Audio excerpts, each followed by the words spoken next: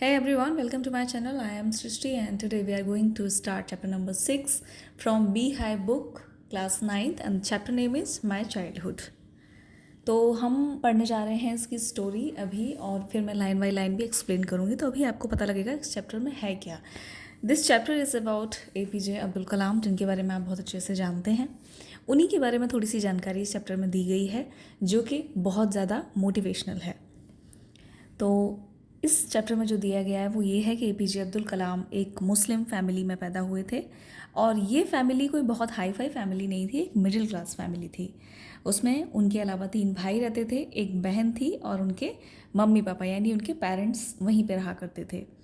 एक छोटा सा घर था, पैतृक घर था अब्दुल कलाम का। और उसके बाद उनके जो पिताजी थे उनके बारे में ऐसा लिखा गया है चैप्टर में कि वो एक बहुत ही सरल स्वभाव के इंसान थे और बहुत ज़्यादा पैसे रुपए में बहुत ज़्यादा मतलब अमीर तो नहीं कहेंगे, लेकिन फिर भी अपने बच्चों के लिए जितनी भी आवश्यक वस्तुएं हो सकती थी वो सभी वो उन्होंने उनके जीवन में उपलब्ध कराईं। उनके पेरेंट्स जो थे उनके बारे में ख़ास बात ये कि वो खुद पढ़े लिखे नहीं थे, शिक्षित नहीं थे और अमीर भी नहीं थे, लेकिन फिर भी उन्होंने अपने बच्चों को इतनी अच्छी परवरिश दी।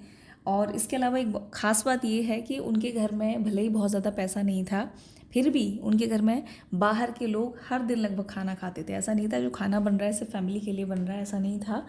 बाहर के लोग भी हर दिन उनकी फैमिली के साथ खाना खाया ही खाया करते थे। उनके पेरेंट्स में जो ख़ास गुण थे वो ये थे कि वो बहुत ही डिसिप्लिन वाले थे और बहुत ही ऑनेस्ट थे, और ये गुण अगर आपके अंदर है तो आप अपनी लाइफ में आगे बढ़ते ही बढ़ते हैं। कलाम की फैमिली जो थी वो धर्मनिरपेक्ष थी, मतलब उनका ये था कि ऐसा नहीं है कि मुस्लिम हैं तो अब सिर्फ हम मुस्लिम ही ट्रेडिशंस को मानेंगे और मुस्लिम ही धर्म सबसे अच्छा है। उनकी नज़र में ऐसा नहीं था, सभी धर्मों का सम्मान करते थे वो।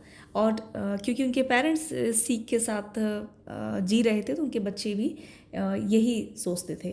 तो उनकी फैमिली जो हिंदू त्यौहार होते थे उसमें बढ़ चढ़ कर भाग लिया करते थे। और कलाम ने अपनी दादी और माँ से पैगंबर और रामायण दोनों की कहानियाँ सुनी थी। कलाम के बचपन में दोस्ती जो थी वो एक बहुत प्रभावशाली चीज़ थी। उनके 3 दोस्त थे और तीनों की जो धार्मिक पृष्ठभूमि थी यानी कि धर्म जो तीनों का था वो अलग अलग था, लेकिन फिर भी कहीं भी कोई भेदभाव का निशान नहीं था उनके बीच में। सभी आपस में बहुत अच्छे से रहते थे। एक घटना ऐसी हुई कि 5वीं कक्षा में एक नया टीचर आया, एक नए टीचर ने एंट्री ली और उन्होंने क्लास में देखा कि कलाम ने टोपी पहनी हुई है। अगर टोपी पहनी है तो वो मुस्लिम है। इसके अलावा कलाम जो थे वो अपने हिंदू धर्मगुरु एक उनके जो सहपाठी थे क्लास में, रामानंद के पास बैठा करते थे। अब ये टीचर को बर्दाश्त नहीं हुआ, उन्होंने कलाम से कहा कि तुम ऐसा करो, तुम पीछे बैठ जाओ जाके। तो इस बात से दोनों दोस्तों को बहुत बुरा लगा क्योंकि ऐसा पहले कभी हुआ नहीं था। तो उन्होंने ये बात अपने घर पे बताई कि भाई ऐसे ऐसे बात हुई है। तो रामानंद के जो पिता थे उन्होंने सूचित किया स्कूल में और कहा कि सामाजिक असमानता और ये रिलीजन संबंधी घृणा को आप ना फैलाएं, बच्चे हैं और आप इस चीज़ की माफ़ी मांगिए क्योंकि आपने गलत किया है। और इसका नतीजा ये हुआ कि टीचर जो थे उनमें उन्होंने माफ़ी मांगी। तो ऐसे ही और भी बहुत सारी घटनाएं दी गई हैं जिसमें कि बताया गया कि अब्दुल के एक विज्ञान के टीचर भी थे जिन्होंने उनसे कहा कि भाई तुम मेरे घर आओ खाना खाने, डिनर लंच पे इनवाइट किया। लेकिन उनकी पत्नी जो थी उनके अंदर धर्म बहुत ज़्यादा था, उन्होंने कहा मैं किसी मुस्लिम को खाना नहीं खिलाऊंगी। फिर भी पति ने कहा तो उन्होंने बुला लिया और कलाम उनके घर आए, खाना खाया उन्होंने, लेकिन उन्हें किचन में नहीं बिठाया गया। किचन में नहीं, किचन के बाहर जगह दी गई। और कलाम के उनके बारे में लिखा हुआ है कि मैं ये सोच रहा था कि मैं कुछ डिफरेंट तरीके से खा रहा हूँ क्या, मतलब कि मैं बहुत ध्यान से देख रहा था कि खाना खाने के बाद मैंने उस जगह को उसी तरीके से साफ़ किया है जैसे कि हमारे शिक्षक हमारे टीचर ने किया है, या मैंने कुछ अलग किया है। इस तरीके से एक बार खाना खाया, लेकिन दूसरी बार उनको फिर से इनवाइट किया गया और इस बार उनकी पत्नी ने उन्हें किचन में बिठाया और बहुत ही प्यार से उन्हें खाना खिलाया।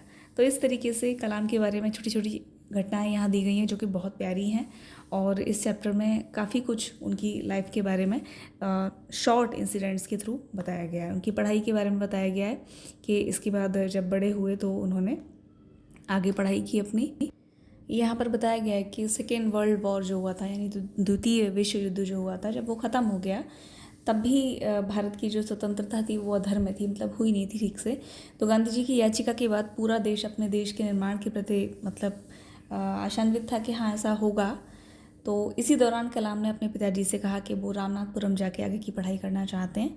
उनके पापा ने यानी उनके पिताजी ने भी कहा हाँ ठीक है आप जा सकते हो, क्योंकि वो भी चाहते थे कि उनका बेटा पढ़े। लेकिन माँ जो थी वो थोड़ी सी नहीं चाहती थी कि वो बाहर जाए। तो पिता ने उनके ने ये कहा कि अपनी सोच जो है वो हमें आगे आने वाली पीढ़ी पर, अपने बच्चों पर नहीं थोपनी चाहिए, और उसे आगे बढ़ना है तो उसे जाने दो।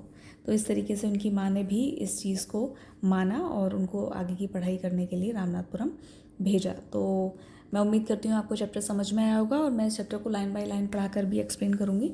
और thank you so much. Subscribe my channel for more videos.